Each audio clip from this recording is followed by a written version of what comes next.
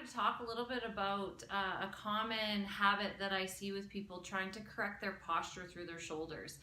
It might be they might be trying to prevent neck tension, like pain in their arms, shoulders. I've kind of seen it in a number of things, and it's commonly taught.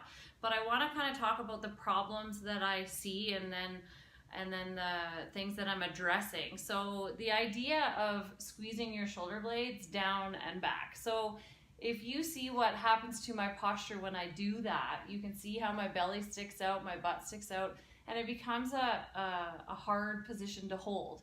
It's the same thing if you're sitting at your desk. So if I'm sitting down and I do that, hold your shoulders down and back, you have to become aware of what happens through the rest of your body. So what will typically happen is, oh, I have to sit up straight, squeeze my shoulders down and back, and then you're like, oh my God, I can't hold that anymore.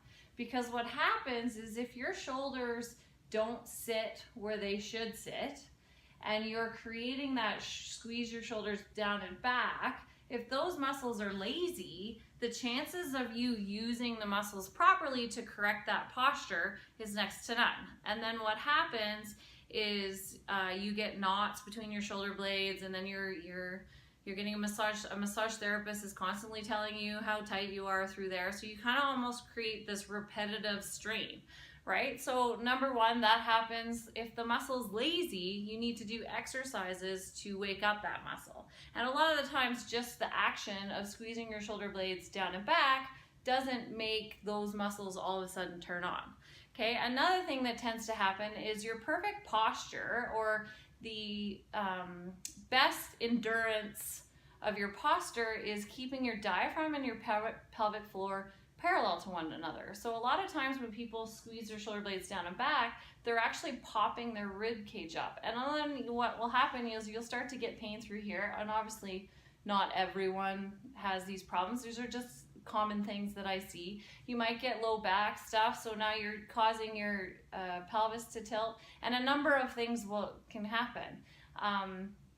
So the idea of just correcting your posture by squeezing your shoulders down and back is not the best situation. Everybody has dysfunction in different ways, so it can't always be one thing that will correct everybody's problem. So kind of what I want to share is ways in which you can learn about yourself that will help you to be aware of what your habits are or your bad habits are, and things that you can do to correct it that's not going to trade one problem for another problem.